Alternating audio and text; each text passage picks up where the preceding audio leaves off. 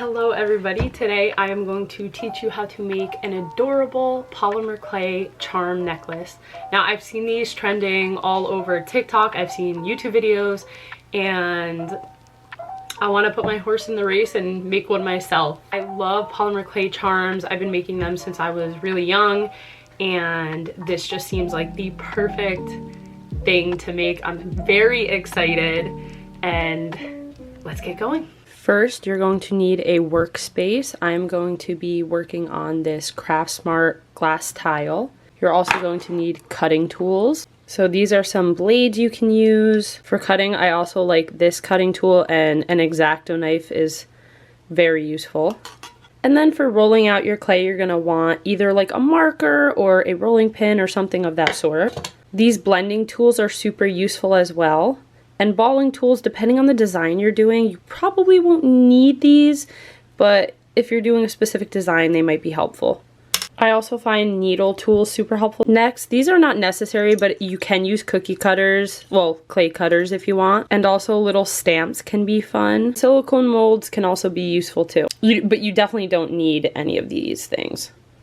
Next, for painting and glazing your creations, you're going to need paintbrushes, which brings me to the next item, acrylic paint. So I have tons of different colors. These Craftsmart ones are great. I highly recommend. They're also very cheap too, which is great. Now, if you want to border some of your charms with gold, you can get a gold paint as well. To glaze your charms, you're going to need glaze. These are just 3 types you can use. These are all like a glossy type look, but if you want a more matte look, they make this Dora Clear in a matte varnish too. You can also use acetone and Q-tips to get any dust off of your clay if you're using white clay. For the jewelry elements, you're going to need chain. I got these 2 different types of chain just because I think it would be nice to make 2 necklaces and have some variation in the chain size and design. And then you're going to need eye pins and jump rings. These eye pins go in the charms, and the jump rings connect to the eye pins, which connect to the chain. These little wire tools will also be necessary for attaching your charms to your chain. And finally, I like to use translucent liquid Sculpey, which I apply to the eye pin and then put into the charm just so that it makes it stay. But what you can also do is put your eye pin in your charm, bake it, take it out, put glue, put it back in. So it's up to you. The most important part of all is the clay itself. I'm just going to be using white clay, but if you want to use colored clay and not paint it, you can do that as well. Now that you see everything that you need, let's get started on making the charms. So here you can first see me rolling out the clay and then using a cookie cutter to get my desired shape. And then once I have all those shapes cut out, the next step is to smooth out the rough edges from the cookie cutter. So just kind of a gentle tapping motion. And then you're going to shorten your eye pin with wire cutters and add some TLS. And then stick it in the top of the charm so that it will stay on once it's baked. Ta-da! And if you are going to do some sort of a design with a stamp, you're just going to stamp it into the clay and then cut it out as pictured. I did not actually end up going through with using this on any of my necklaces, but just wanted to show it in case you're going to do this. To make the moon charm, you're going to want to start with a ball and then kind of just shape it into that, crescent moon shape and flatten it a little bit and just like kind of work with it until the shape is how you want it. And then for a heart, I just cut it out and smooth the sides, and there's my cinnamon roll cut out and my cat cut out, and then here they all are finished, and you're just going to put them in the oven and let them bake. Okay, so after baking these charms on 275 for 15 minutes. I'm now going to use the acetone to try and just remove some of the dust. You're gonna be painting over anyway, but I just like to have the dust removed personally. It kind of smooths everything out too.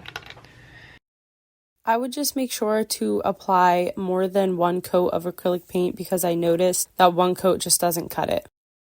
So I'm done doing the front and the backs of these charms.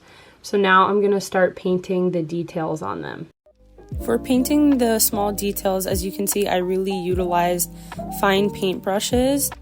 And then another tool that I found to be really helpful in this case was also the either end of your paintbrush or a balling tool. And I used this tool for details like the eyeballs on different creations or just anytime I needed to make a circle. So those are really the two main tools you're going to want to have for painting these really fine, intricate details. And obviously this just takes time and patience. All right, guys, so I finally finished my charms. I had 4 casualties, ones that I'm not doing, but I'm just gonna leave everything to dry now just to make sure that nothing smudges when I glaze. I think I'm gonna go with the triple thick here. I'm gonna start with like the lighter charms and just try to do as little as I have to. So I'm gonna do the sides, and you just don't want to let this stuff dry, you know, you kind of want to move fast. So I did a layer of triple thick on each, and I'm just gonna let everything dry overnight before I turn them over and glaze the other side, and then we're gonna attach them to the necklace. It is now time to assemble the necklace. I think this is the placement I'm gonna go with. I'm ditching these two because I'm just not really feeling them. So I just am measuring the chain around my neck, and it's like around here. Do one of these, open up the chain.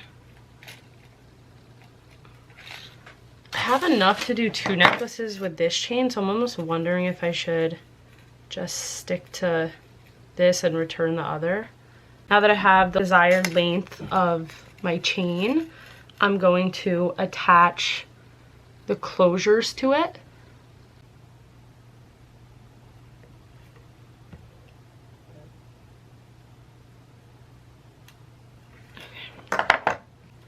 The lobster clasp, attach the lobster clasp now. And there you go. So now you gotta lay out your charms.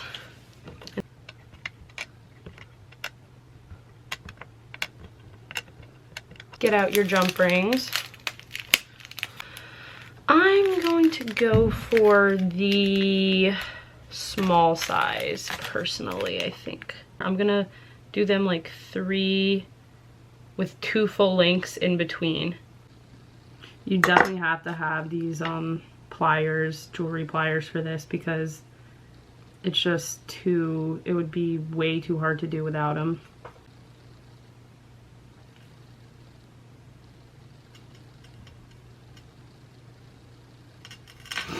I'm gonna be so mad if I get to the end of this and it like doesn't fit right, like I measured it wrong around my neck. Okay, one more. And then the first necklace is done. These are fun to make. The one, I mean, it took me like a really long time, I'm not gonna lie, yesterday, but it's fun. Okay, we're gonna do the try on at the end though. I am gonna go test this in the mirror to make sure it fits though. So both necklaces are done, and I'm gonna, as you can see, and I'm gonna show you them now. Let's do the grand reveal. Guys, tell me not, this came out so freaking cute. I want to try adjusting the layers so that one is shorter, one is longer, but this looks so cute even like at the same length. How they all like stack. I love the layered look also. Like you could really just like stack it up, layer it, like whatever you want to do. It's just, it's cute either way. So yay! Okay, well I am absolutely freaking in love with how this charm necklace came out. It is genuinely so cute, and you can just customize it to whatever you like. I put my cat, I put Cinnamoroll, I put the moon and the sun, because I really like just how they look and just they're cute, and like the yin yang symbol, which I really like. So you really can make this charm necklace whatever you want, which is the fun part. And it's really nice to be able to make something like this and not have to spend all this money on like pre-made charms and stuff. Depending on how many charms you're gonna make, you only need like a block or two, like a small block or two of white clay, some acrylic paints, which I feel like a lot of people already have. The necklace chain is super cheap. Just get the findings. They're called findings, like the little jump rings and things like that. and then you're set. You only need like one chain and you got yourself a charm necklace, or 2 or 3 or however many you want to make. There are no rules and no limits. So I highly recommend that you guys unleash your creativity and go make your own charm necklace. And yeah, this was super fun to make, so I hope you liked this video and I hope it was informative and helpful, and I'll see you guys next time. Bye bye. Have a great week.